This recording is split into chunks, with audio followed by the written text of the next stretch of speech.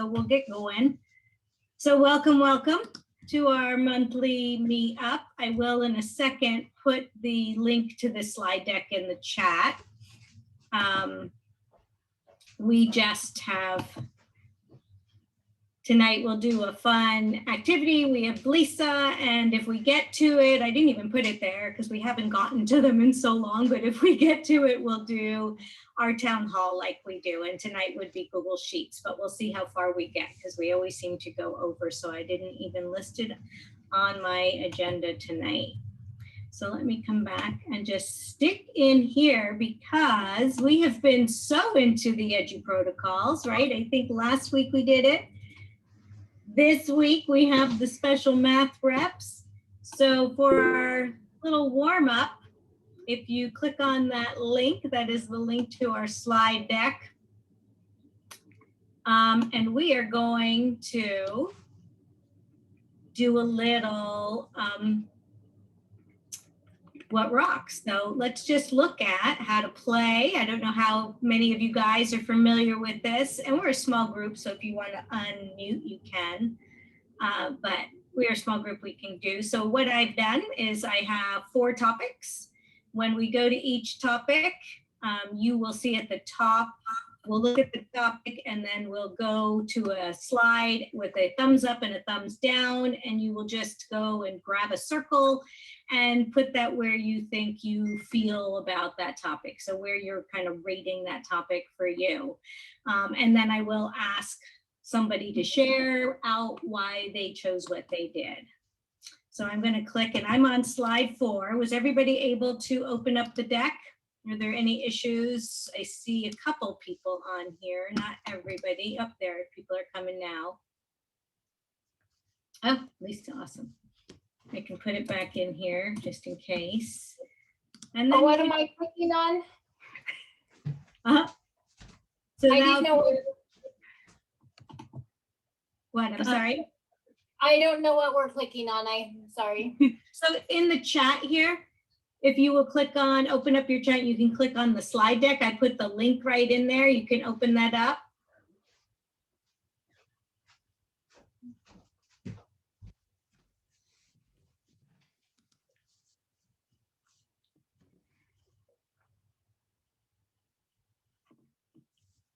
Is it opening for everybody? Yes. Okay, perfect. All right, so we're going to take a look at, I'm bopping here on slide 4 because the first thing that we're going to look at is distance learning. So if everybody wants to click on slide 5, up at the top you'll see the circles, and you can grab a circle. You have editing rights of this whole slide deck, so please don't change too much, but you have a circle and you can put it how you feel about distance learning. So thumbs up, thumbs down, somewhere in the middle. Please put your initials in. We always model what we would do with our kids, and if I had my kids doing it, I would want them to put their initials inside their circle so I could see that everybody got it done. So I'll ask you guys to do that too. And as everybody's just, you know, putting it in there, does anybody want to unmute and just share why you chose what you did?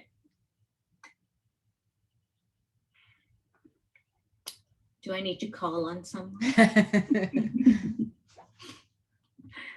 I like distance learning because when I did my reading groups, there were no distractions and I could really focus on those individual children. I also loved that I got to know the families a lot better because you're in their home. It just seemed like the communication was amazingly wonderful.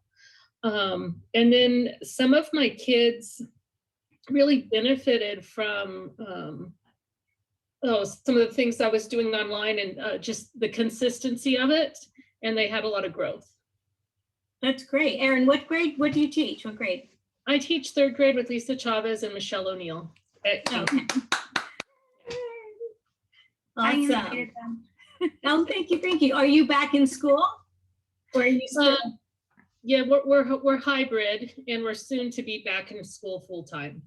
Okay, just to keep us all That is great. I love the positive stories about distance learning because it's on both sides, definitely. There's always two sides to every coin. All right, the next one, slide 6, daylight savings. How do you feel about daylight savings? We'll flip to slide 7. I myself, as you can tell, I really have mixed feelings about it. Like sometimes I just wish it would get dark already so I could go to bed and not feel guilty about the fact that I'm so tired. Although commuting today, I guess it was nice that it was light out on my commute. I don't know. So yeah, I'm there. I'm right in the middle with everybody. It's like, I just don't know about daylight savings and how I feel about it, but it did just happen. Does anybody want to share out where they put their dot, where they put it? Lisa, go ahead. Well, I hate it in the morning, but I like it in the evenings. My son and I started going for walks, so I have a little bit more light. Oh, my husband and I love daylight saving time. We just like live for this time of the year because then you come home from work and you still have a couple hours of daylight left.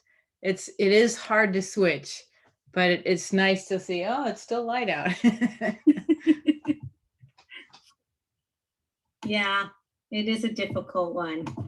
All right, my next one, slide 8, reading books. So you're going to go on to slide 9 and you're going to tell us about reading books. And this could be reading books with your class or that crazy thing that sometimes we do, read books for pleasure that have nothing to do about our jobs. Does anybody do that? I'm in a forced book. I read so 10 super huge books last year over the pandemic era. It was like, I just kind of gobble them down.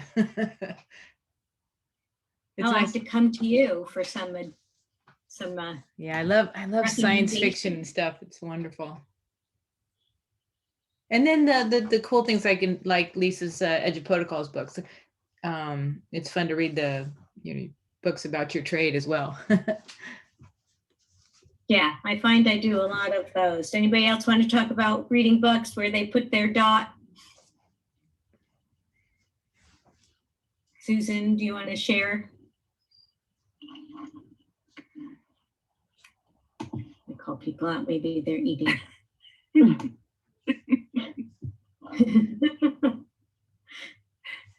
Well, personally, hi, this is Lisa. Hi. I know Lisa. Great. I have a reading disability, so reading isn't that fun. Like, it's really difficult for me. So I tend to read lighter, fluffier kind of books. Thus the whole math thing. That worked out really well. There you go. That did work out well. All right, we'll move to slide 10, which is spring break. Ooh. And on slide 11, you can all put your dots where you fall about spring break. I just finished mine. Today was our first day back. So I'm missing spring break already. Now it's like that 10 weeks left. There's 10 weeks left. That's all everybody was saying today. Yeah. Oh, we have one person in the middle. So I'm kind of curious. EB, why are we in the middle? Not so sure about spring break. It was fine. It was just restful. I stayed home and relaxed. It, wasn't anything, it was just relaxing and restful. No grand adventure. Yeah. Yeah, I guess grand adventures are not they're not there for us right now. Well, this is one of my favorite activities. Actually, I've been doing it a lot with the teachers at my high school, and they've been really enjoying it. And it's something that they've been doing with their kids, especially now because we are going back. Kids start Thursday in a hybrid situation, and it's a kind of curious mixed bag. Nobody really knows how many students to expect in their classroom. So we've been trying to gauge just how they feel about different topics through activities like this. And with this slide deck, you can grab it. So I am going to introduce the fabulous Lisa Nowakowski, who needs no introduction in this group because I think we all know her. She is like She does everything. She has a fabulous podcast. She is a tech-tosa for her district. She does math reps. She does it all. I'm going to stop presenting so that Lisa can present. Awesome. Well, thank you for having me. This is exciting. This is exciting. Yay. I always love to talk about my stuff. So in the chat, I did put a link. You can win a book. I'll even sign it and send you stickers. You might want to do that. And wait, I lost there we go. I have to get the right thing up. I have too many tabs and too many, there we go. A tab. Thank you for your patience in allowing me to speak this through. There we go. All right, so hopefully you're seeing my stuffs. Oh, wait. Yes. Okay. Awesome. All right. We use Zoom in my district, so I haven't used Meet a whole lot, but I have been watching all of like the updates and things like that. So excited. So math reps, yay! So hopefully, I know some of you are aware of math reps and what they are.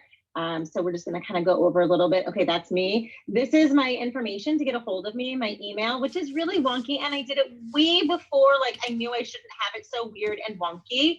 And I tried getting Noah Techie, but that is already taken. Or no, maybe it's taken by me. And that was supposed to be my trainer domain, but then I could never get it set up. And now I can't remember the password to get in. So welcome to my life. And mathreps.com is one of the websites I have. You can hashtag mathreps on the Twitters. I also do noahtechie.com, but I haven't been as prolific on that within the last year. I've been kind of on the struggle bus a little bit with the whole pandemic, even though I am an introvert and life is really grand. There we go. So as many of you know, there's a new book already. Yay!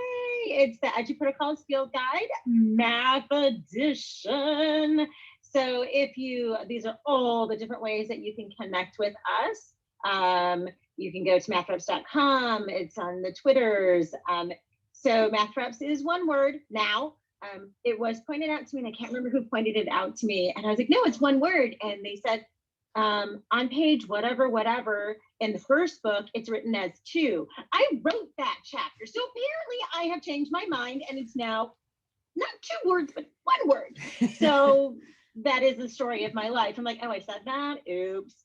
So I've seen it written both ways, but now I always use it as 1 word, but whatever. There is a Facebook group and a Facebook page. So this is the bit.ly to get to the form if you wanted a chance to get the free book. It's bit.ly/EP EduProtocols Math Reps book, all lowercase. It is case sensitive, so I'm very excited about that. So math reps. So these were the original ones. Now the entire book is not about math reps. There are several math EduProtocols that are in the book that we just love, but everything is based on repetition, familiarity, allowing students to focus in on the standards and really hone their skills in with this. So I focus on standards. So how I began creating the original EduProtocol or Math Reps EduProtocol was to focus in on certain standards that were interlinked that my students needed to know, but they weren't mastering. I'm looking at UNBT standards, right? Like the kids, every year we go through it, every year they can't figure out, the ones, the tens, the hundreds, depending on the grade level. They can't, they just have a lot of difficulty because they haven't had enough experience with it. We do it for such a short period of time. And then we move on to the next thing because there's roughly a bajillion math standards, in every grade level. Yes, I did say bajillion. So I started off with a specific standard. So all the ones around the MBT of like 10 times great. This was for 5th grade, by the way. I've taught 3rd grade, 3rd and 5th are my 2 favorite grades to teach. So, you know, I looked at 10 times greater, 10 times less, 100 times greater, 100 times less. And then it was 10 to the third power because we had exponents in 5th grade. And then adding them, you know, adding certain ones and subtracting certain ones with the decimal, by the way, doing that decimal, ooh, that messes them up. And just kind of manipulating it all by using one number. So everything is kind of interconnected and they start to see the patterns. I put everything, the original one that I first did was on a Google slide. Of course, it can be on Jamboard, which I love Jamboard. They're all on Jamboards now. So we do have a Jamboard collection, which is fantastic. They're on, you can do it on paper. You can put it in a plastic sleeve and have the kids write on it with a whiteboard marker. I have some of them in Nearpod. They're mostly 2nd grade that's in Nearpod, but if you need something else, like hit me up and I'll get it for you. What else? There's just it's in Seesaw, like Ben Cogswell and Jennifer Dean put it in Seesaw, and people just keep creating them and just putting them in different places. Oh, somebody has it in Canvas somewhere as well. So there's all these great places that it can be in. Oh, that is not what I meant to do. Okay, that's what I meant to do. So, and you give them the immediate feedback. So we're going to talk about how I go through doing it. So this particular one was created by Megan Johan. I think she's amazing. She used to teach 2nd. She now teaches 4th grade. I can't remember what district she's in, but she's amazeballs, right? So she created this to help the students work out how to do money. So she plunks some in, and they just start counting. How do they count it out? And they just manipulate it in all these different ways. And what I love about Math Reps is, again, because I do have a reading disability, when I read something and how to do it, I don't get it. I have to see the example. I've always been that kind of person of like, in math, show me the answer and I will figure out how to get there. Show me some steps along the way, like I can do that. So almost all of the Math Reps come with examples. So if you're not sure what to do and what it's supposed to look like, I put examples in there. And now you're like, but Lisa, I don't want them to do the word form. Not a problem, friend. Go in, File, make a copy, and then go ahead and click on this box and get rid of it. You can then modify it for your students' needs. So here's another one that Megan made, right? Just graphing. It's amazing. There's all these different things, and all you have to do is really change like a couple things and decide what you're going to do. Okay, there's 25, like figure it out. It's like amazing. Here's another one. This one, I created this one. I had to hesitate on that one. A friend of mine teaches 2nd grade. So 2nd grade is pretty beefy right now, along with 5th grade. But these are easily modified. You can look at this and go, oh, I can do this for 1st grade. You just take out that hundreds, right? You know, you just make sure that it stays within your standard. You know, you can do this again within 1st grade. Okay, so they're not going to have the hundreds block. They're going to have the 10s and the 1s. So you can modify them. So I highly recommend, if you don't see something in the grade level that you're at, go ahead and go to the one above it or below it and see if there's one that you can do and modify. And if you're like, Lisa, I'm not modifying that. Okay, great.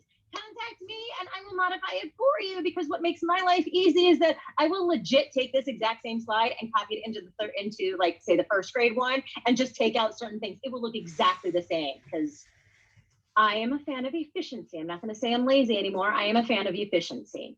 The cool thing about this, my friend created, is she was like, I just need a spinner. She was like, I don't even want to come up with numbers. All right, girl. So you spin, these are the 3 digits you spin, and then the kids figure out, put a 3-digit number here, put a 3-digit number here. You figure out if it's greater than, less than, equal to. Hi, we have just saved you time. You just assign it to them and they spin, like it's done. You don't have to do anything, right? You do the expanded form, word form, base 10, and they do this every day. What I suggest, and I can give you a copy of all of these too, because it'll have, I do have an example in here of like how I set it up to begin doing something like this. For the first full week, I would do this with them. We spin this, we write each digit in at a time. We decide what 3-digit number it is. We decide, and so they're going through it so that they get that repetition. I'm not going to lie to you. The first time you do it, it's going to be painful, and it's going to be like, oh my God, this is taking forever. Yes, it is. It's the first time they're doing it. I mean, think about the first time you did anything. Like the first time I wrote lesson plans, like they were all nice and neat. Like it took forever. Now, I won't tell you what to do now. So now, you know, it gets faster and it gets better, right? So that's what happens. And I swear to, I promise to you, by day 3, you will have cut that time in half. And you can get it down to a manageable time within that first week. So the first week I really would just do everything with them. Now here's another cool thing, right? So we see some people jumping in. So I don't know if they have access to like the Google form, but hi friends, you can win a book. And I swear I'll sign it too. Karen, you put in your presentation one. I think I have it over here. I think this is the form one. Yeah, that's the form one. So the one I just put in is in the form. I got it. I did it. Awesome. So, hey, Jennifer. So somebody else, I had one that was kind of like how to do word problems. And it was kind of like you look at an image, you come up with 4 different equations, and then you write a word problem that goes with it. And I realized recently that I am terrible at scaffolding. I'm usually like, throw it out there and then realize, oh, I should put some safety nets in there. And then I throw out the safety nets. So I didn't do that with this one. And so somebody went back in and kind of like revamped what I did and made it so much better, which is what I love about the Q community and like the GEG, all the GEGs. That just sounds really silly. I'm glad I'm not the only one that like underestimates that whole like what safety nets they'll need.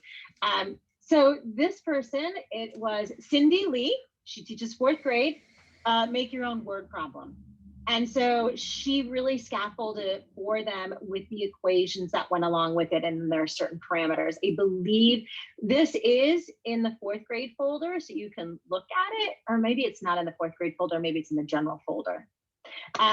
You can kind of dig around and look for it. And I think she has some directions that are on the bottom of it as well. So you'll notice that I did not make most of these EduProtocol or these math reps. So, you know, they're just ones like people are like, hey, can you make it for me? Hey, I made this. And then we just put it in this big folder and everybody shares and we love it. So this is a 5th grade one. Yes, this is one of I love this one because I made it for my 5th graders. All I did every day was change the fraction, the 2 fractions and the whole number. So I had them doing the area model and doing the algorithm at once. And the beautiful part about that is that the students begin to see how the algorithm works. Because in math so often, and this is just how textbooks are set up and how we've always done it, is that we teach area model. And now we're going to teach algorithm. And we don't ever show them like why it works that way. And then they keep going back to the area model because it is so much easier and just so much more user friendly. So this they get to begin to see, and I start purposefully drawing their attention to, do you see any connections? Like, what are you noticing? What do you wonder? That sort of thing. And they do begin to see how it's related and why, you know, you multiply the denominators and so on and so forth. You know, and then they're getting in there subtracting, and I'm super mean because it usually ends up that they're going to have to, oh, look at this. There's some regrouping that ends up having to happen. And oh my Lord, if you have not taught 5th grade and students how to do mixed numbers and all of this, it is crazy pants. And I did it one way. And of course, some people are a fan of changing this into an improper fraction and subtracting it that way. You do you. And you could go crazy banana pants on me, and you could like rearrange it all, put another box in that has them do it this way. This is the way I teach the kids. Or you have them do like the mixed number and have them do it both ways, right? So you can go crazy banana pants on me. Equivalent fractions is really great. The kids start getting this one really, really, really quickly. And I love it because then they start going crazy with 1/4, and they start going 100 over 400. And they think they're all snarky and like, they'll just do all of 1 billion over 4 billion. Great. Like they're starting to make those connections. And I don't know why Siri decided that she needed to talk to me, but she did. Comparing fractions, I usually gave them the first number. So that was what I did and said, okay, this is the first number and this is what I want you to do. So they had to fill it in so that they could go ahead and do that. You know, and you can read the rest of what this is. Love it, right? Okay, so I put this one on here on purpose because this is a 5th grade one as well. So this is multiplication and division. And so I just changed the whole number, the 2 whole numbers. And we go through this again, the area model along with the algorithm, pointing out 10 times 480 is 4,800, and showing them that. I usually write it over here to the side as well, just so that they can start making those connections. Like, look, 10 times this number, like, look, this one is not a 1, it's a 10. Like, I've drilled that into my students, right? But I put this one on here as an example because a lot of people, this is division toolbox is just a random term. And I got this from a 6th grade teacher in my district. And I said, you know, how can we help the 5th graders when they go into 6th grade? She said, oh, she's like, do the division toolbox. All right, so she showed me this. I literally do, okay, so 15, fantastic. All right, so the divisor here, right, all right. Sorry. I don't care, Siri. And so 15 is 1 times 15, 2 times 15, 3 times 15, all the way up to 5 times 15. And the kids freak out, we're only going to 5. Yeah, we're only going to 5.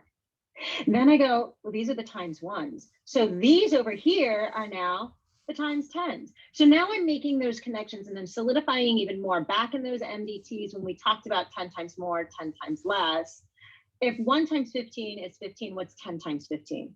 If 2 times 15, so I'm trying to help make some of those connections for them so they can start seeing some of those patterns, which will then also help them with number sense and higher math, right?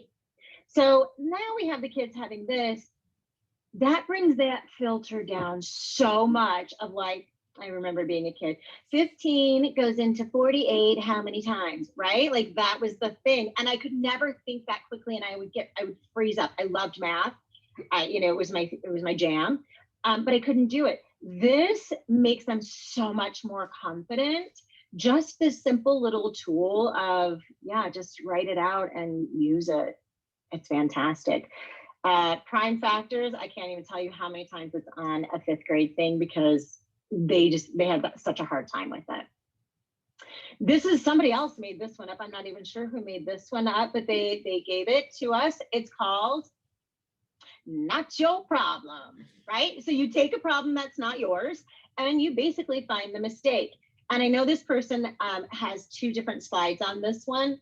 And the first slide does give a place where if your kids aren't having those problems or you don't want to use one of your students' work, because sometimes that can be really anxiety, ridden for students. There's like a whole website, I guess, that says, no, here's some math problems, and you find one and there is a mistake in them. So it's all there for you, right? So that's super fun. So this was her creation one day, and it's super cute. This again, not made by me. This was made by my co-author, Jeremiah Roosh.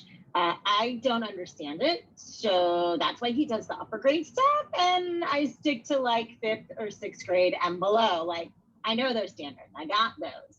I just haven't done this kind of math in forever. So again, I don't even know which one you do. I guess you give the unit rate, I'm not sure. And then everything is manipulated around from there. And we have this, again, in this example, I don't even know what you put in here. Like, you just put like one number, I guess the limit, I don't know. Like, somebody would know, somebody who teaches this and is much smarter than I am would absolutely know this. But they go through all of this and they graph it, they come up with all of these things. So they're practicing all of those skills that are all tied together, right? And again, here's another example. Here's a daily number. Somebody named Kendra Rosales. Don't know where she's from. She put it on Twitter. I asked if we could put it in the folder. She said yes, and here we are. Which I love, everybody sharing these things and being super creative. So now I know you're like, Lisa, I don't want to do all that all the time. I'm like, I hear you, friend. Yes, I am all for that, right?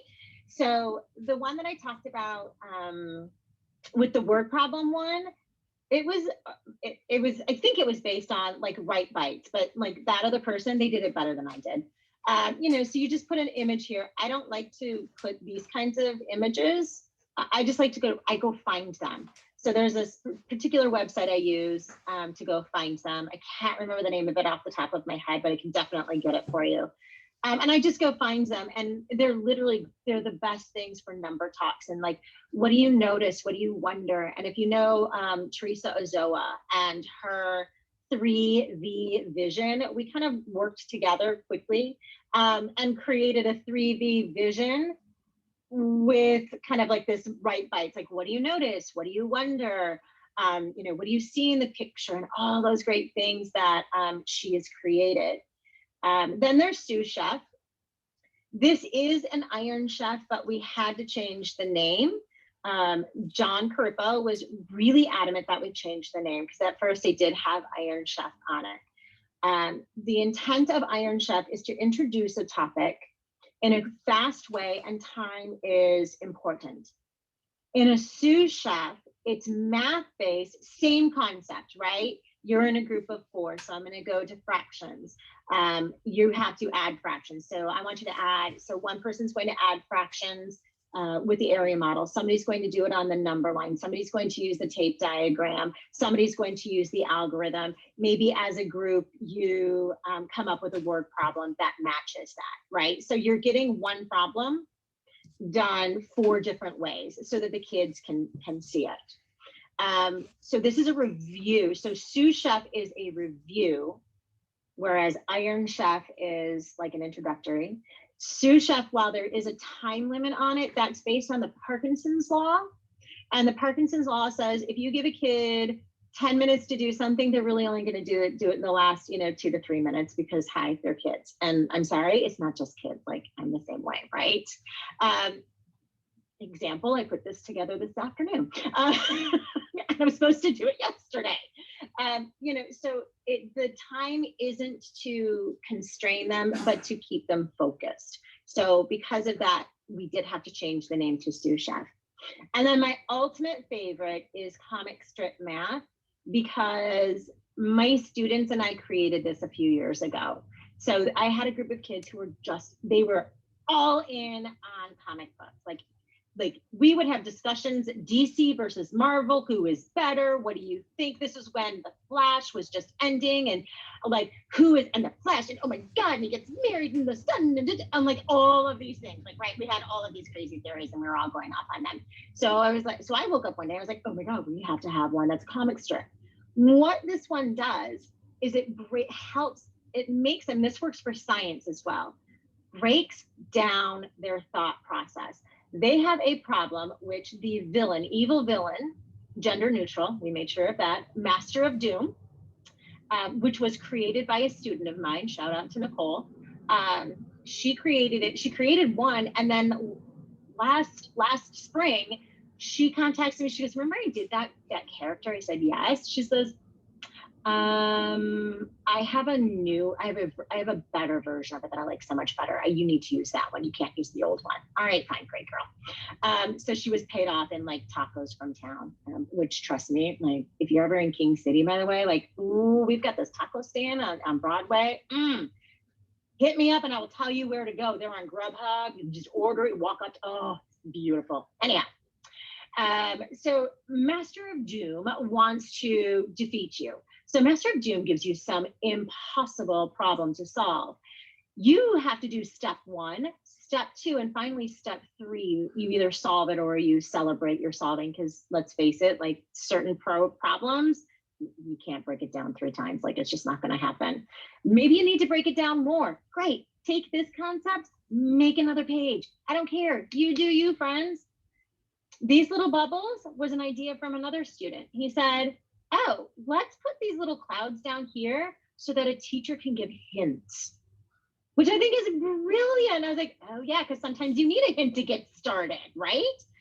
And then you can create yourself as like the little superhero saying like, I defeated Master of Doom or something like that. And there are some great examples. It's not going to work for every group of kids, because is every group of kids like into comic strips like this? No. My group last year that I had, they had zero interest in comic strips. They had zero interest in this. And now that I think about it, this would be fantastic for Pixton. I'm just throwing that out there for you, friends.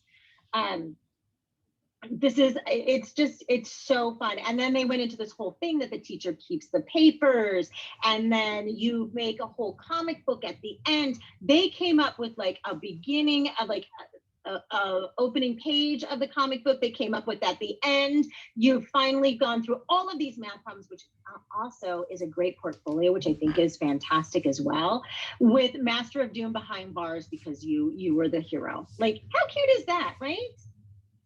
So like I said, you can do it on all of these different things. We do have a recording sheet that's in there. There's a calendar for primary learners that's in there. You'll have to change out the calendar because it's from September of 2020. So not a big deal. You can just go find one, right? So we're gonna ask you to join the fun. Again, it's mathreps.com, EduProtocols.com. And that is it. Yay, Lisa, great job. So, are there any questions or comments? Remember to get your name in there. Ooh, we got some names in there. Yes. Yay. Get your name in there if you want a free book. Yay. So, any questions, comments, thoughts, ideas? Great job. It all looks fabulous. What a fantastic effort. Good, bravo. Thank Just you. put the link in again, if anybody came late, the link to the form, I just put it back in the chat. And I didn't even touch on a lot of the things. There are 15 EduProtocols that are in there. So if you're familiar with EduProtocols, I'm also a fan of Fast and Curious, and I didn't want to be in this regard. So John and I had a fight one night, and he's like, you've got to do, this was September of 2019. You've got to do Fast and Curious with math facts. No, that's timed. This is terrible. I know you can't. Do you know the research? Like, I was at it. Do it now. Do it now. All right, fine. I did it. And the only reason I did it is because I am stubborn and I wanted to prove him wrong. Like, that was my whole thing. Like, I wanted to prove him wrong. So I was like, fine, I'll do it. Well, I did it. And I used quizzes last year. I've been playing around with some other ones. So there's Blookit, which is super fun. Gimkit, which I think is a little bit for the older kids. Like, I can't see some of the younger ones really understanding what to do with Gimkit. I think it would be it's too much. So Blookit, Gimkit. Wordwall.net is another good one. They have a Pac-Man game on that one. Like, come on, hi. Of course, Kahoot and quizzes. So last year I used quizzes, right?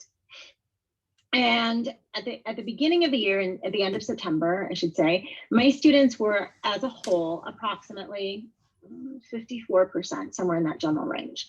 So I did it up until winter break. Winter break was, December. Okay, great. We were at 97% at winter break. 97. Wow. Amazing. Okay.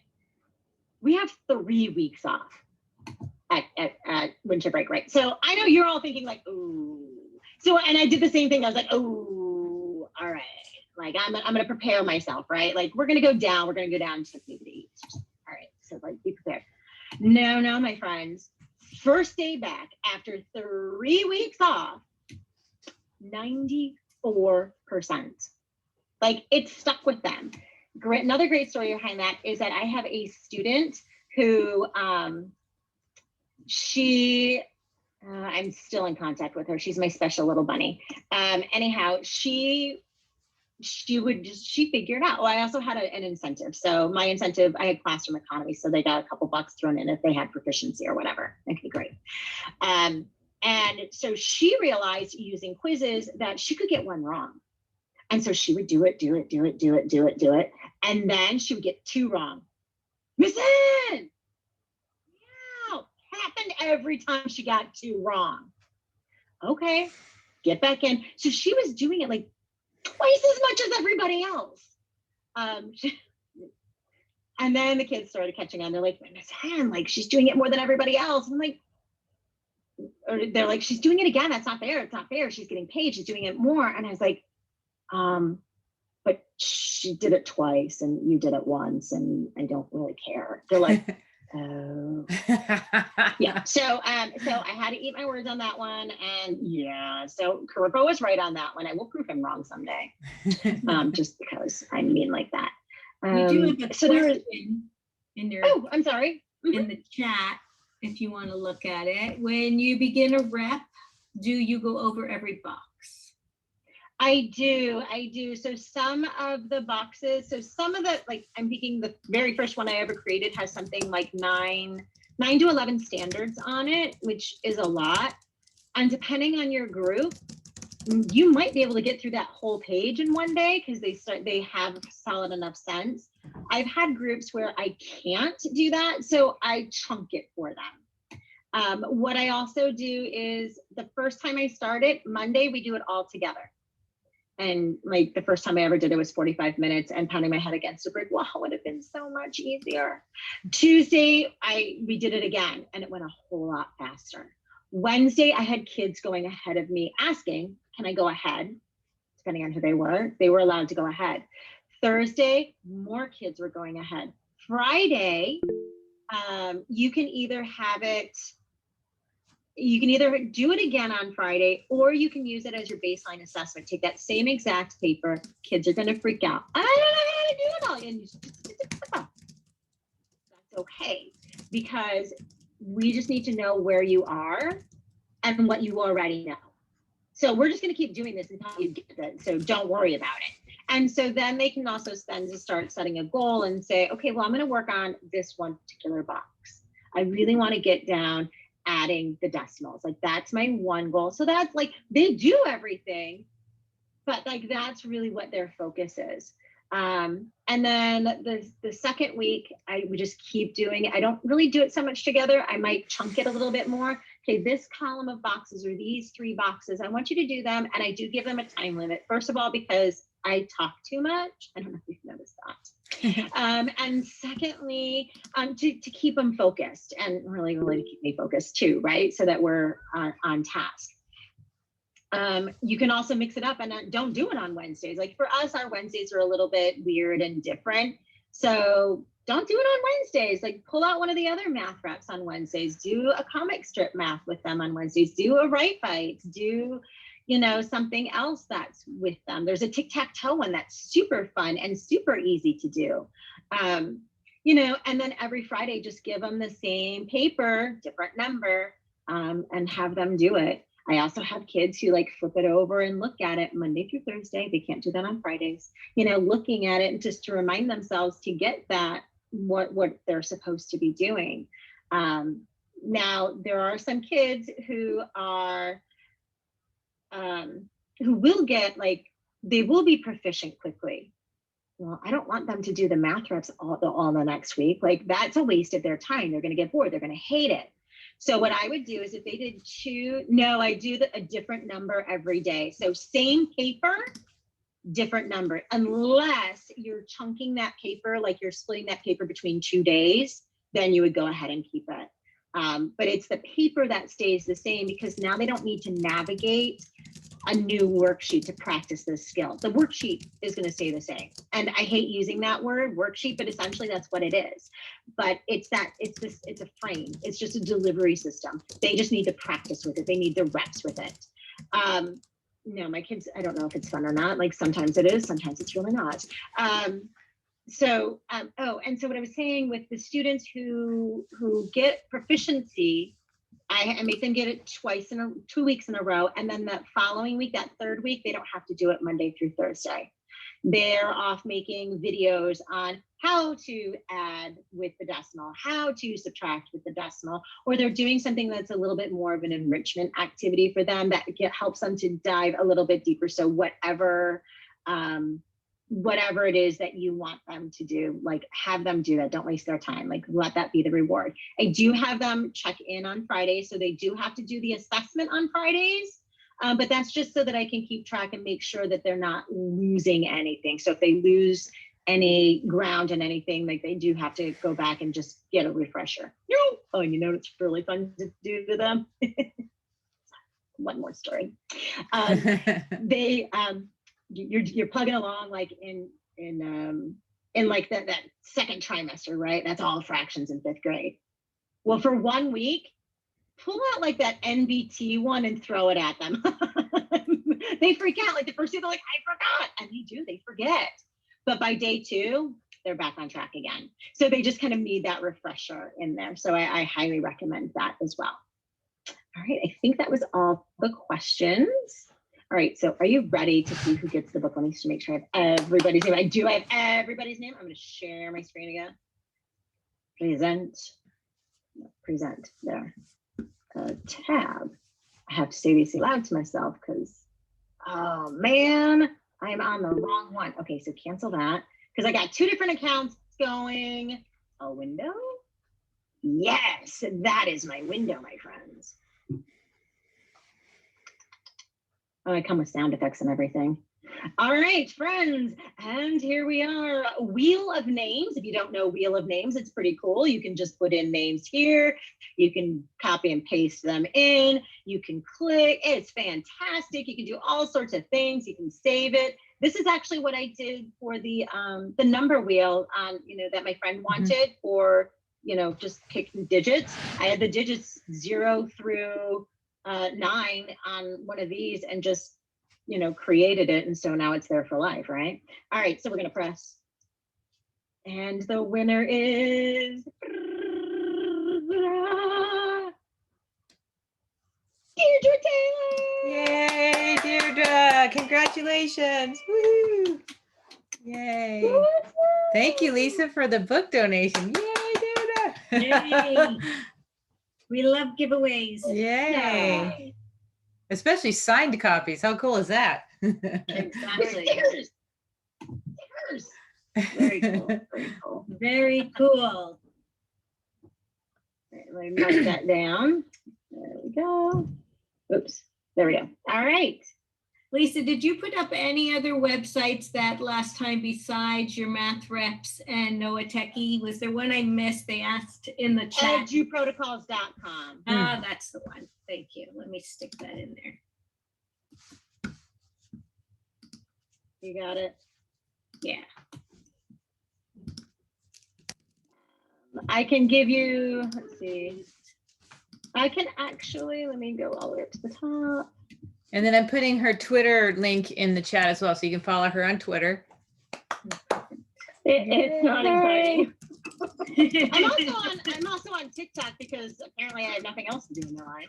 No, I do. No. I wasted half my life away yesterday. So this is the presentation. So I just put that in there. That's the presentation that I just gave, just with a few examples, but it does have all of the those links and contact information.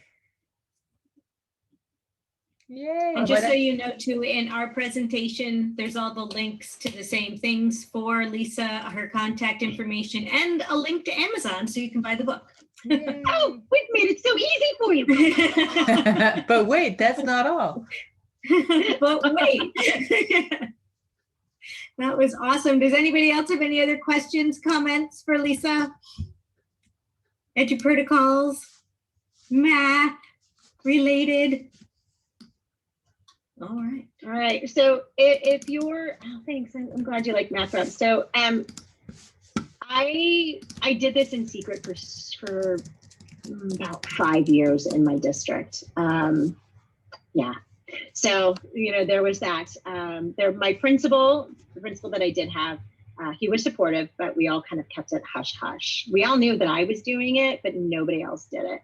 And another administrator last year was in my room. I was sharing this out with my 5th grade team, and the administrator literally picked up a piece of paper, scanned down it, and said, "Where does this fit in with the blank curriculum?"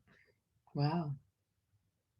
I was like, Fortunately, somebody else was a little bit quicker on that one. They were like, oh, it's like problem of the day, because there was a section for problem of the day. I was like, yes, what she just said. Yes. That's what it meant. Totally. Like, I didn't know what to say. So, if you're tenured, I'm always an advocate of just do things quietly. If it's good pedagogy, it's just good pedagogy, right? Like, and if like my administrator last year, it was one of my administrators last year, not my principal. She couldn't fathom thinking outside of that box. So she just had a really, really hard time with it. So if you have a very hard time with it, I understand. You're not the only one. And I think a lot of administrators are that way, quite honestly. Just that's what they know. All right, I'm gonna stop talking now. I'm gonna mute myself. Yeah, you did a great job, Lisa. That hour just flew by. Thank you so much. Yeah. I'm going to present again just for a second. Yeah, we have about 8 minutes. So we do have another announcement that I wanted to just make officially tonight. Oh, there's my slide deck, but in the wrong spot. We're not starting over, I promise. Let me scooch to where I need to be. So we did start. We have our first, there we go. We have our first captain that has joined our GEG group. We have Nancy Minicozy. God, I've known her forever and I said her name wrong. Will be our share captain. She would have been here tonight, but it is her 35th wedding anniversary. Aww. And she asked me if she could spend it with her husband and not with us. And I think that that's why she's been married 35 years. Oh, good job. Good call, Karen. So we are super excited. I've worked with Nancy for years and years and years, and I'm super happy that she's going to come on board and help us out and be our share captain. So as SoCal GEG moves forward and we get more members, we would love to take on some more captains and some more roles. So there's always an opportunity there. And Karen's been named our GEG mentor for the whole Western United States. So that's super exciting. That is kind of exciting. Yay! She's crazy. What did she do? It'll be really fun. I love it. I love learning what people are doing in other states. I think it's so great to just see what everybody's up to. We all do it so different. So we do have just a little bit of time, and we have kind of started this tradition of just doing a town hall. So I know that we haven't really talked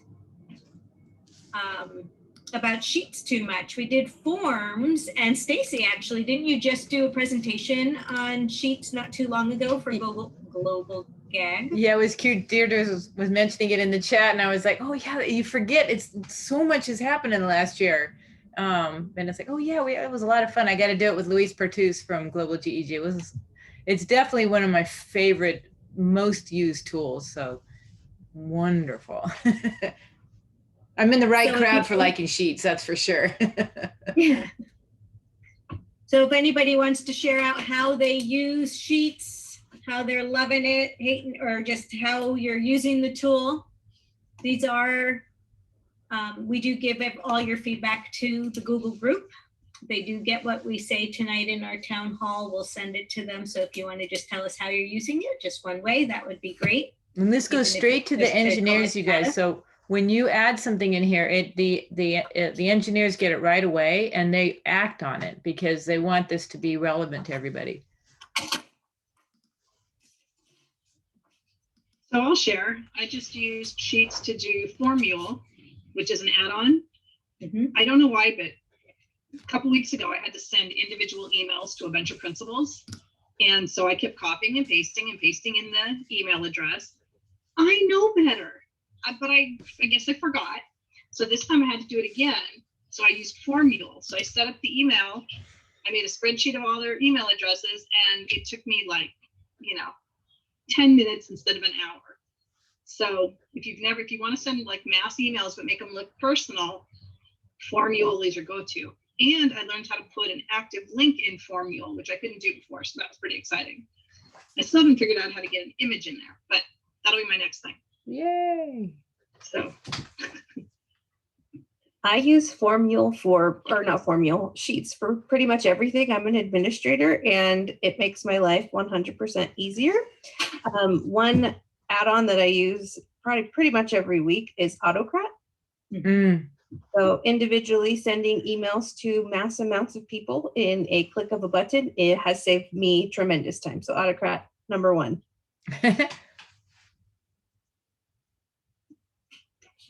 Personally, I'm afraid of sheets. They scare the sheets out of me. Uh-oh. I'm not good at them at all. I know, you see what I did there. 12 years of Catholic school just outside of the city of Detroit. What can I tell you? Anyhow, so my favorite add-on, I have very little to contribute to this, is it's called Roll Call. Roll Call? Yes, and Roll Call is the one, oh gosh, is it Roll Call? Oh, no, I can't remember. It splits by pick a column and it splits your sheet by that. Yes, and then you get the tabs on the bottom, yeah? Love it. Yes. My favorite. Okay, so you people are experts and already know about that, and I'm just thrilled that I know about that one. Okay, good. That's great. Let's see. So what are some successes? We kind of heard successes too. So let's jump to the challenges. What are some things like that you wish Sheets could do that it doesn't? Like for you users that are using it all the time, we all have these extensions that we use. What do we really wish that Sheets had? Yes, Jennifer, you are dying to tell me. The entire row, like, you know how in Excel, whenever I'm on like a specific row, it highlights the entire color in Excel, but in Sheets, it doesn't. It just highlights the little gray box. I lose my place all the time.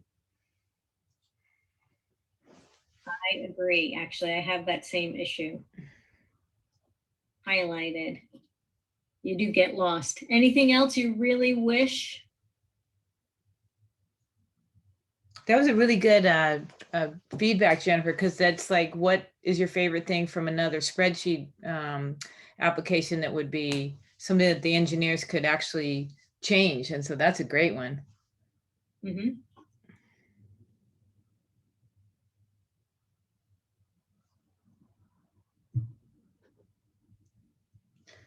Yeah, I see Deidre in the chat put in, you organize the computer students are using for the whole school. I just recently used Sheets because when we were doing our class requests for next year, our students actually filled out Google Forms for it.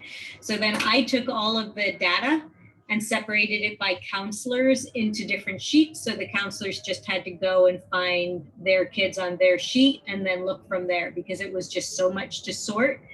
So I love that too. I love that you can just add and do tables and play with data. It's not too scary, Lisa. I can do it. It means it's easy for sure. For sure. Nancy keeps telling me she's going to help me. Oh yeah, she's whiz. So I'm going to let Stacy, you talk about our next meeting. Sure. So I invited Tara Linney, was a featured speaker at Q. She's been a speaker at ISTE, and she's an ISTE coach mentor. So I know Karen just recently became ISTE certified, and so Tara works with people like that. She's a teacher, and she's also like what we probably would call an instructional coach in our communities, but her like position is ed tech coach. But so she's going to talk about, she's like an expert in a lot of stuff, especially coding, and but she's going to talk about SEL, because she said a couple of her expertises. I'm like, oh, SEL, that sounds very, very relevant right now, especially as we're closing out the year and stuff. So yay. Yeah. So that is our next meeting, which happens to fall on May the 4th. Be with you. Do I hear a theme coming? Yes. There you go. Everybody wear your star. Oh, It'll be something. So May the 4th, we'll have Tara. If there's anybody out there or anything that you really want to learn about, you can always just email one of us or reach out on Twitter, and we will try to get that person to come and share. We are right at 8 o'clock. Stacy, you can stop recording if you hadn't already. And we can say goodbye. That was great. Lisa, thank you so much.